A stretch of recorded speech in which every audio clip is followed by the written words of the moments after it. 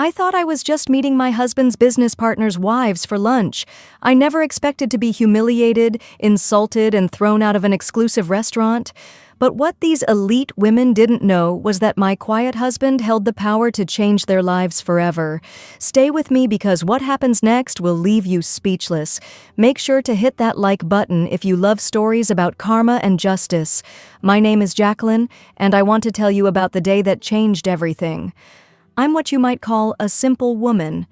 I grew up in a small town called Millbrook, where everyone knows everyone, and the biggest excitement is the annual Harvest Festival. 3 years ago, I married William, the most wonderful man I've ever known. He's quiet, thoughtful, and has this gentle way about him that just makes you feel safe. When we met at a coffee shop in town, he was reading a book about business, and I was grading papers from my 3rd grade class. William told me he worked in business, something about investments and companies.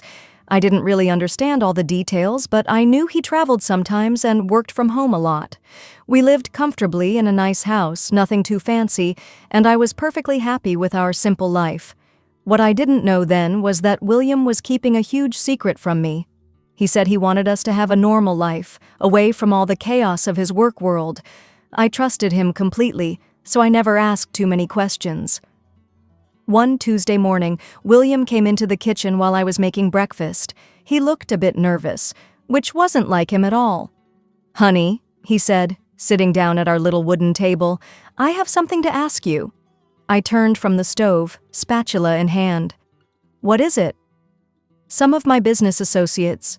Their wives want to meet you. They've invited you to lunch this Friday at a restaurant downtown." My heart started beating faster. I'd never met anyone from William's work world before. "Really? They want to meet me?" "Yes, they do. I think it would be good for you to make some friends in the city." I was so excited I could barely contain myself. Living in our quiet neighborhood, I didn't have many friends nearby. The thought of meeting other women, maybe forming some real friendships, made me feel like a teenager again. "What are their names?" I asked, already planning what I might wear. "Catherine, Helena, Priscilla, Vivian, and Beatrice," William said. "They're all lovely women. I'm sure you'll get along great." I spent the rest of the week thinking about this lunch. I went through my closet about 10 times trying to find something nice to wear.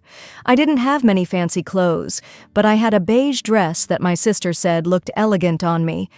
I paired it with my grandmother's pearl necklace and my most comfortable brown shoes. William seemed a bit worried as Friday approached. "Are you sure you want to do this?"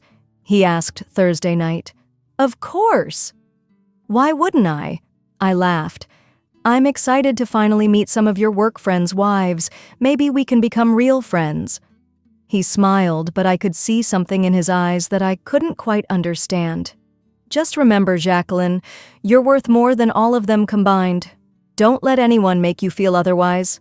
I thought that was a strange thing to say, but I kissed him goodnight and dreamed about making new friends. Friday arrived, and I was so nervous I could barely eat breakfast.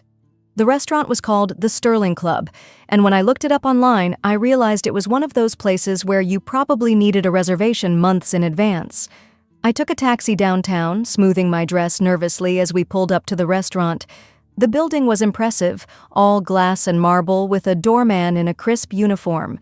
I felt a little out of place, but I reminded myself that these women had invited me. They wanted to meet me. Inside, the restaurant was even more intimidating. Crystal chandeliers hung from the ceiling, and every table was set with more forks than I knew what to do with. The hostess, a tall woman with perfect makeup, looked me up and down before asking who I was there to meet. "I'm meeting Catherine, Helena, Priscilla, Vivian, and Beatrice," I said, trying to sound confident. Her eyebrows rose slightly.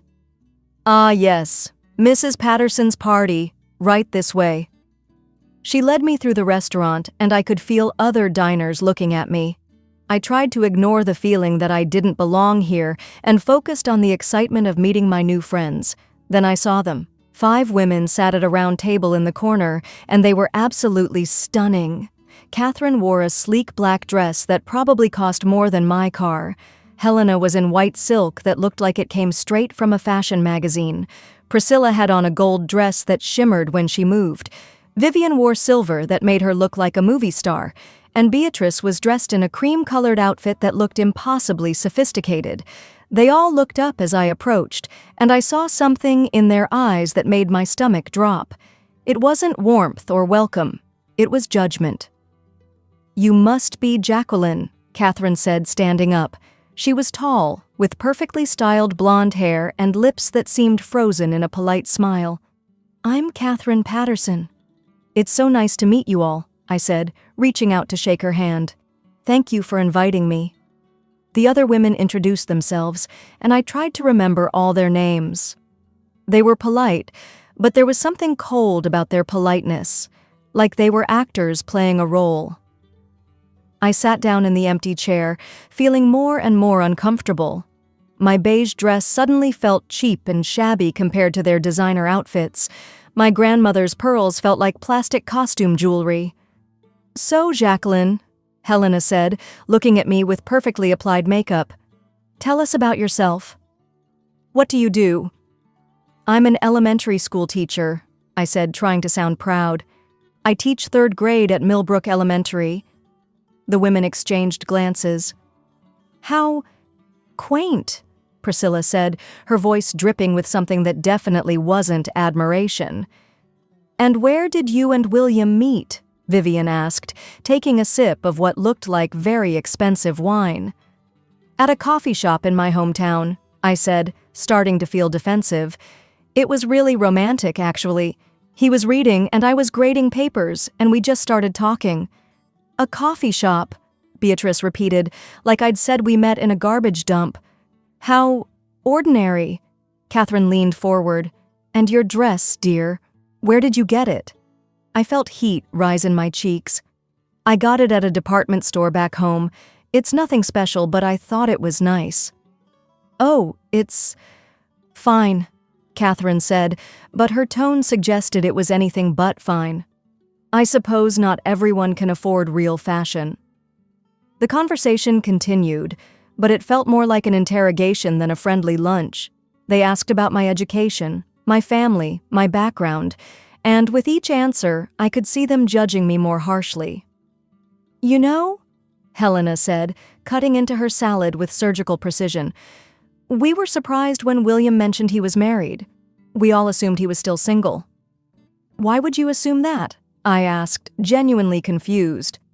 "Well," Priscilla said, "in our circle, people usually marry within their class, someone who understands the lifestyle." I felt like I'd been slapped. "I'm sorry, I don't understand what you mean." "Oh, sweetie," Vivian said, her voice dripping with fake sympathy. "You seem lovely, but you're clearly not from our world. The way you hold your fork, the way you speak.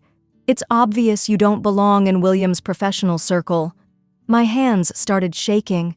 I looked around the table, hoping to see at least one kind face, but they were all looking at me with the same cold judgment. "I think you're being very rude," I said quietly. "I didn't come here to be insulted." Catherine laughed, but it wasn't a friendly laugh. "Insulted? Oh, honey, we're just being honest. Look at yourself. Look at us. Do you really think you fit in here?" "William loves me," I said, my voice barely above a whisper. "That's all that matters." "Love," Beatrice said, rolling her eyes. "How naive. In our world, marriage is about compatibility, status, making the right connections. You're holding him back." "You're embarrassing him," Helena added. "Every time he has to introduce you to someone important, he's probably cringing inside." I felt tears starting to burn my eyes. "That's not true. William would never—" "Wake up," Catherine said, her voice sharp. "You're a small-town school teacher who doesn't know how to dress, how to speak, or how to act in polite society. You're an embarrassment to him and to all of us." Other diners were starting to look in our direction. I could feel their eyes on me, and I wanted to disappear. "I think you should leave," Priscilla said, not even looking at me. "This clearly isn't working out." "Yes," Vivian agreed. "Perhaps it's best if you don't try to join our social circle again. You're simply not suited for it." "And please," Beatrice added, "don't mention this lunch to William. It would only make things more awkward for everyone." I stood up on shaky legs, my vision blurred with tears. "I'm sorry I'm not good enough for you," I whispered. "We're sorry too," Catherine said coldly. "But it's better that you know now." I walked out of that restaurant feeling smaller than I'd ever felt in my life. The doorman who had seemed so impressive earlier now looked at me with pity.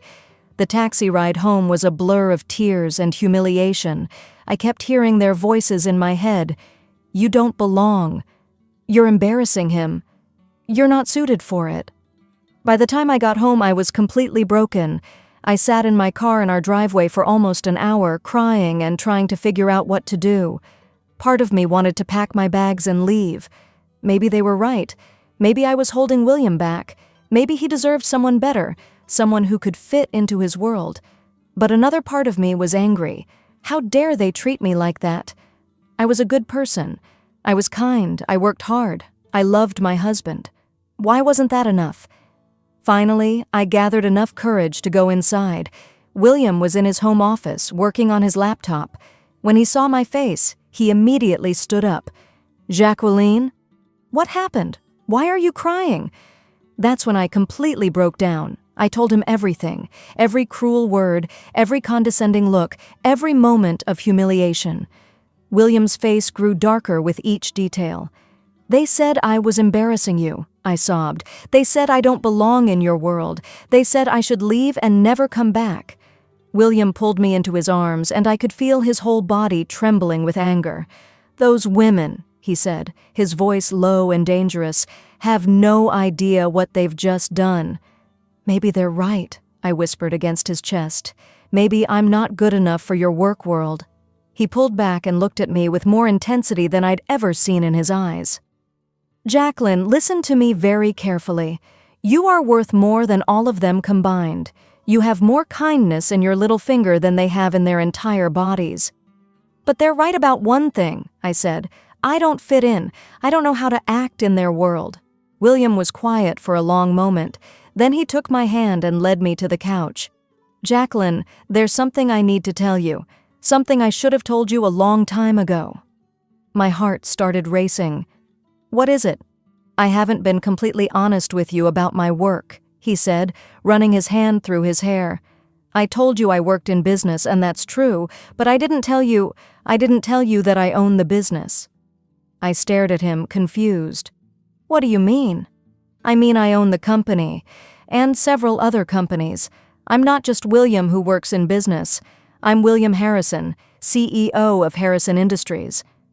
The name hit me like a lightning bolt. Even in my small town, everyone knew Harrison Industries. They owned half the companies in the state.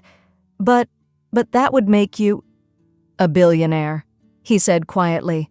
"Yes." I felt like the world was spinning, but our house, our life, the way we live. "I wanted us to have a normal life," he explained. "I grew up with money, and I saw how it changed people, how it made them cruel and shallow. When I met you, you loved me for who I was, not what I had. I wanted to keep it that way." "So those women—" I started to understand. "Those women's husbands all work for me," William said, his voice getting colder. "Catherine's husband runs one of my subsidiary companies. Helena's husband is head of my legal department. Priscilla's husband manages my real estate portfolio. Vivian's husband is my chief financial officer, and Beatrice's husband is my head of operations." I felt like I was in a dream. "They work for you?" "They all work for me, and they have no idea that their wives just insulted and humiliated my wife." William stood up and walked to his desk. He picked up his phone and started dialing. It's time they learned who they're dealing with. "William, what are you doing?" "I'm calling an emergency board meeting for Monday morning," he said, "and I'm arranging a dinner party for tomorrow night. All 5 couples will be there." "I don't want to see them again," I said quickly. "You won't have to say a word," William promised. "But you will be there, as my wife, as the woman I love more than anything in this world, and they will learn exactly who they disrespected today." I watched my quiet, gentle husband transform into someone I'd never seen before. His voice became authoritative, his posture changed, and suddenly I could see the powerful businessman that he'd been hiding from me. "Mr. Patterson," he said into the phone, This is William Harrison. I need you and your wife at my house tomorrow evening at 7. It's not a request." He made 4 more calls, each one shorter and more commanding than the last. By the time he was done, I was staring at a man I barely recognized. "William," I said softly, "you don't have to do this for me." He came back to me and took my hands. "Yes, I do. You're my wife, you're the most important thing in my life, and no one gets to treat you like they did today." "But what are you gonna do?" He smiled, but it wasn't his usual gentle smile. It was the smile of someone who held all the cards and was about to play them. "I'm going to show them exactly what happens when they mess with the wrong person's wife." The next evening, I stood in front of my closet, paralyzed with indecision. William had told me to wear something nice, but after yesterday's humiliation, I felt like nothing I owned was good enough. William appeared in the doorway, holding a garment bag. "I thought you might need this," he said. Inside was the most beautiful dress I'd ever seen. It was a deep purple color, elegant and sophisticated, with a designer label I'd only seen in magazines. "William, I can't wear this. It probably costs more than I make in a month."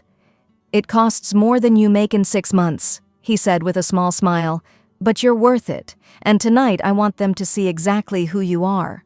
He also brought me a jewelry box containing a necklace and earrings that took my breath away. "These were my grandmother's," he said. "She would have loved you." When I looked at myself in the mirror, I barely recognized the woman staring back. I looked elegant, confident, beautiful, but more importantly, I felt like William's wife. At exactly 7 o'clock, our doorbell rang. William squeezed my hand.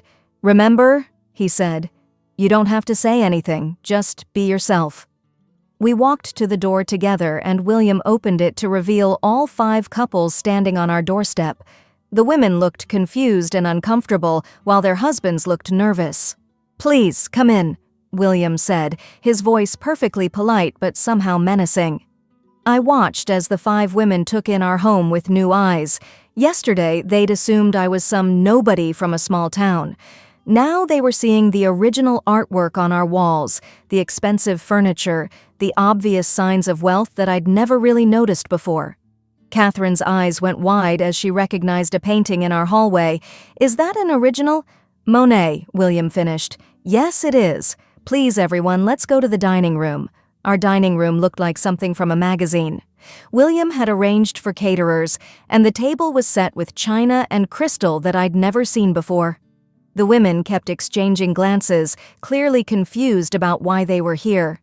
"Ladies and gentlemen," William said once everyone was seated, "I want to thank you all for coming tonight. I thought it was time we all got to know each other better." Mr. Patterson, Catherine's husband, cleared his throat. "Sir, we're honored to be invited to your home. We had no idea you lived so elegantly." "I'm sure you didn't," William said, his tone still perfectly polite. "I prefer to keep my private life private, but recent events have made me realize that perhaps it's time to be more open about who I am." The women were all staring at me now, and I could see the recognition dawning in their eyes. They were starting to understand that something was very wrong. "You see," William continued, "yesterday, my wife had lunch with your wives. She was so excited to meet them. She came home telling me all about her wonderful afternoon." I saw Catherine's face go pale. "She told me how welcoming you all were," William said, looking directly at each woman. "How kind and friendly, how much you made her feel like part of the group." The sarcasm in his voice was cutting, and I could see the husbands starting to realize that something had gone very wrong. "But then," William continued, "she told me some other things that made me very, very angry." He stood up, and suddenly the gentle man I'd married was gone. In his place was someone commanding, powerful, and absolutely furious. "She told me how you insulted her clothes, her education, her background, how you told her she was embarrassing me, how you told her she didn't belong in my world." Catherine tried to speak. "Mr. Harrison, I think there's been a misunderstanding." "No," William said sharply. "There's been no misunderstanding. You humiliated my wife. You made her cry. You told her she wasn't good enough for me." He walked around the table, his eyes never leaving the 5 women. "What you didn't know is that Jacqueline is the best thing that ever happened to me. She's kinder, more genuine, and worth more than all of you combined." "Sir," Mr. Patterson said desperately, "if my wife said something inappropriate—" "Your wife," William said, "told my wife that she was an embarrassment, that she should leave and never come back, that she didn't belong in our social circle." The room was dead silent except for the sound of Helena starting to cry. "Here's what you all failed to understand," William continued. "This isn't your social circle, it's mine. I own the companies you work for. I sign your paychecks. I decide your futures."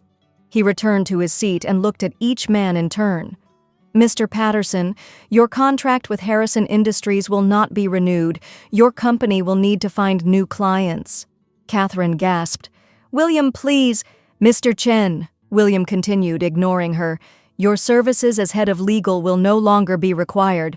You'll receive your termination notice on Monday." Helena stood up, tears streaming down her face. "Please, my husband didn't do anything wrong."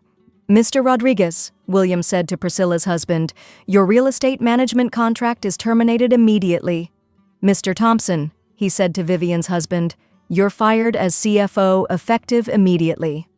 "And Mr. Brooks," he said to Beatrice's husband, "your position as head of operations is eliminated." The women were all crying now, and their husbands looked like they were about to be sick. "Please," Catherine begged, "we're sorry. We didn't know who she was. We made a mistake." William's voice was ice cold. "You didn't know who she was? She's my wife.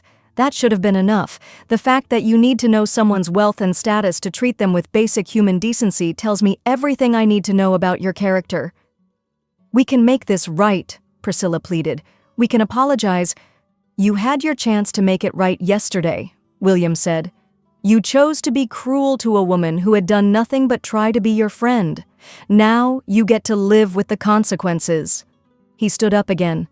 "Dinner is over. Please leave my home, all of you." As the couples filed out, each woman tried to approach me to apologize, but William blocked them. "You've said enough," he told them. "You've done enough." After they were gone, William and I sat in our living room in silence for a long time. "Do you regret it?" I asked finally. "The only thing I regret," he said, "is not telling you the truth sooner, and not being there to protect you yesterday. You didn't have to destroy their lives for me." "Yes, I did," he said firmly. "They destroyed something precious, your trust, your confidence, your excitement about making new friends. They needed to learn that actions have consequences." That was 6 months ago, and our lives have changed completely. William decided it was time to live openly as the successful businessman he is. We moved to a beautiful house in the city, and I left my teaching job to start a foundation that helps underprivileged children. The 5 women tried to reach out to me several times, but I wasn't ready to forgive them. Their husbands all found new jobs, though none as prestigious or well-paying as what they'd lost. I heard through mutual acquaintances that Catherine and Helena got divorced. Apparently, their husbands blamed them for losing their careers. I don't take pleasure in their misfortunes, but I also don't feel guilty about what happened. They made their choices that day at lunch, and William made his. As for me, I've learned that I am enough. I don't need designer clothes or perfect manners to be worthy of love and respect. I don't need to change who I am to fit into someone else's world. William and I are happier than ever. He's shown me his business world, and I've met many genuinely kind people who judge others by their character, not their bank accounts. I still think about that lunch sometimes, about how small and worthless those women made me feel. But now I also remember the strength I found that day, the husband who fought for me, and the lesson that sometimes the quietest people hold the most power. The simple woman they threw out of that restaurant wasn't so simple after all. She was loved, protected, and valued by someone who had the power to change everything. And sometimes, that's all the power you need. What did you think about William's revenge? Was it too harsh or perfectly justified? Let me know in the comments below. If you enjoyed this story of karma and justice, smash that like button and subscribe for more incredible stories. Don't forget to hit the bell icon so you never miss our latest uploads. Thanks for watching, and I'll see you in the next one.